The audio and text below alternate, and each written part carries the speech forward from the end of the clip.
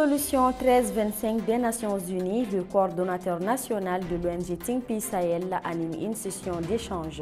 Lancement de la première édition de la Journée nationale des légitimités traditionnelles par le Premier ministre par intérim. Vous aurez plus de détails dans cette édition. Nous irons au Bénin, renforcement des capacités des professionnels de médias, les journalistes des radios-écoles outillés pour la lutte contre les violences. En République démocratique du Congo, première édition de la Biennale de l'Afrique centrale sur la culture de la paix, la CEAC fait du patrimoine culturel un outil pour le renforcement de la paix et de la cohésion sociale. Suivez-nous. Vous êtes nombreux à nous suivre. Bonsoir et bienvenue à votre hebdomadaire d'information ActuPaix. Dans le cadre de la célébration de l'anniversaire de la résolution 1325 des Nations Unies sur l'agenda Femmes, Paix et Sécurité, le coordonnateur national de l'ONG Think Peace Sahel, M. Abdul Kassim Fomba, a animé une session d'échange organisée par le réseau des femmes pour la consolidation de la paix le samedi 5 novembre 2022 au Musée national du Mali. Dans son intervention, M. Fomba a expliqué le contexte, les 4 piliers de la résolution 1325 et ses plans d'action en faisant un lien avec l'implication des femmes dans la résolution de conflits et la mise en œuvre de l'accord de paix issu du processus d'Alger. En plus, les participants ont aussi échangé sur les réalisations des OSCS maliennes dans le cadre de l'agenda Femmes, Paix et Sécurité. En plus, les participants ont aussi échangé sur les réalisations des organisations de la société civile malienne dans le cadre de l'agenda Femmes, Paix et Sécurité. À la fin des échanges, M. Fomba a appelé les organisations de la société civile à une synergie commune d'action pour répondre aux défis qui se posent sur la mise en œuvre de la résolution 1325. Écoutons ensemble M. Abdul Kassim Fomba. Elle est venue parce qu'il y a eu un constat d'abord. Le constat, c'est qu'il y a eu beaucoup de violences lors des conflits. Et ces violences-là, il y a beaucoup de violences qui touchent les femmes et les enfants, les femmes et les filles. Et il a été constaté que même lorsque les conflits sont terminés, il y a les violences qui sont toujours destinées vers les femmes, qui touchent ces femmes-là et ces filles. Donc il fallait prendre une résolution forte qui pourrait engager tous les États à s'engager à ce qu'ils puissent prendre les différentes dispositions dans leur pays, afin que lorsqu'il y a des cas de conflit, des zones de conflit, qu'on puisse prendre en compte les aspirations des femmes dans tout le processus en termes de résolution, de médiation de ces conflits-là, que ce soit les conflits d'ordre commun qu'on connaît ou les conflits nouveaux comme l'extrémisme violent et le terrorisme. Donc la prise en compte des questions des femmes, de leur implication, du rôle qu'elles doivent jouer dans tous les processus, c'est ce qui motive cette résolution, au-delà de la participation aussi des femmes. Parce que ça, c'est également un élément qui est important, c'est d'impliquer davantage ces femmes-là dans tous les processus de décision et les processus de résolution des conflits également.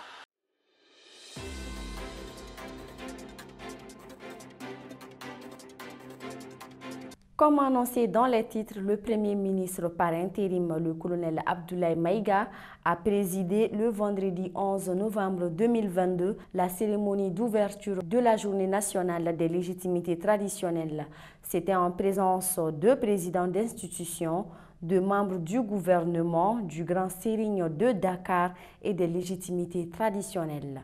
Le thème retenu pour cette journée est place au rôle des légitimités traditionnelles dans la réconciliation nationale, la promotion de la paix, la cohésion sociale et la refondation de l'État. Dans son allocution, le chef du gouvernement par intérim a rendu un vibrant hommage aux légitimités traditionnelles qui sont un maillon essentiel dans la société malienne. Ils ont contribué à résoudre les conflits qui ont émaillé l'histoire de notre pays et occupent une place importante dans la gouvernance locale et l'équilibre des sociétés.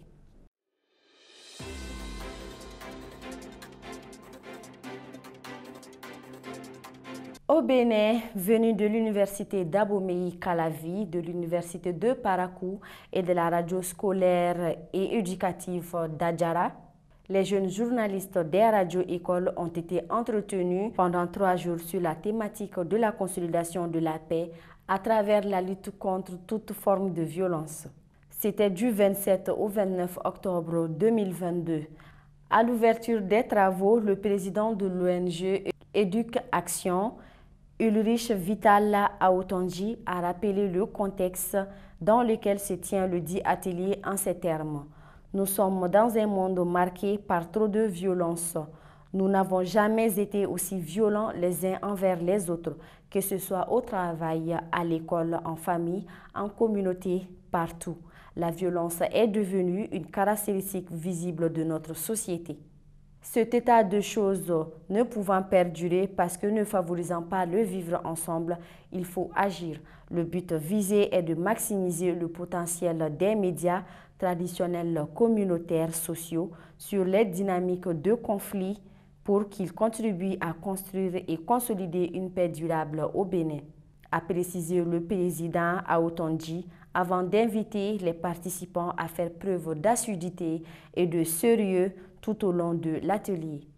Pendant 3 jours, les journalistes se sont familiarisés au concept de violence, de terrorisme, de paix et ont été outillés sur les techniques de l'écriture radiophonique.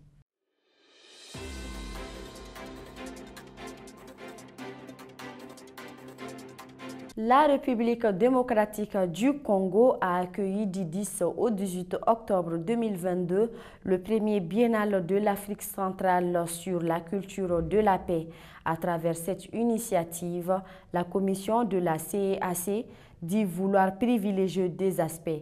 Il s'agit de susciter une prise de conscience sur l'importance de cultiver la paix pour le bien-être individuel et collectif, mais également valoriser et promouvoir le patrimoine culturel en mettant un accent particulier sur les œuvres inscrites sur la liste représentative du patrimoine culturel, matériel ou immatériel de l'UNESCO. Cette biennale est une occasion solennelle pour les États membres, les spécialistes de la culture et les divers acteurs des communautés locales de faire du patrimoine culturel un outil indispensable pour renforcer l'unité nationale et la cohésion sociale, consolider la paix et la sécurité, contribuer à la promotion du développement. C'est ainsi qu'elle s'est fixée comme objectif d'entériner les choix météorologiques et les orientations stratégiques à adopter pour l'élaboration de la politique culturelle de la CEAC ainsi que sa nouvelle stratégie culturelle. Cette rencontre a réuni autour de la nation congolaise des sœurs et des frères de l'Afrique centrale, des acteurs majeurs du monde culturel, y compris des mécènes et des décideurs, mais aussi celles et ceux qui sont devenus des sans-voix parce que réduits à l'état des victimes indiquées de multiples et diverses formes de violence ou en proie aux affres de la guerre.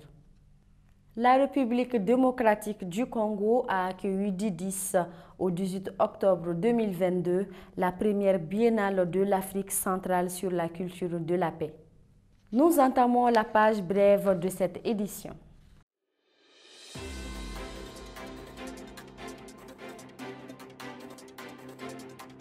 Toujours en République démocratique du Congo, le samedi 5 novembre 2022 a marqué la clôture du festival Umoja au collège Al-Fadjiri dans la ville de Bukavu en province du Sud Kivu.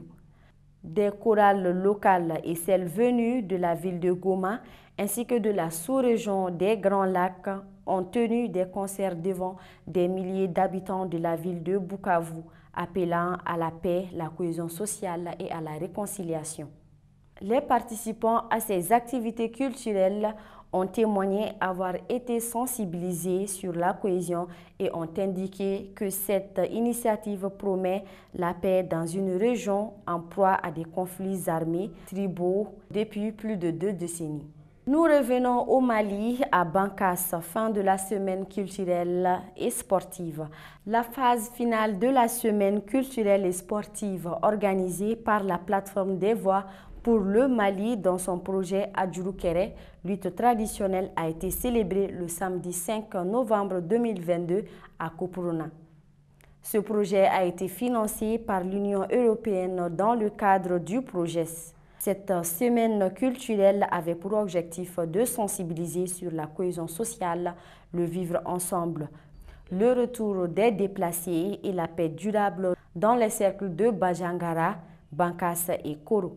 La semaine culturelle des 45 Balambas s'est soldée par l'offre d'une moto aux meilleurs lutteurs et à la remise des attestations. Ceci met fin à cette édition. Merci de l'avoir suivi. Bonne suite de programmes sur la Web TV de la Paix.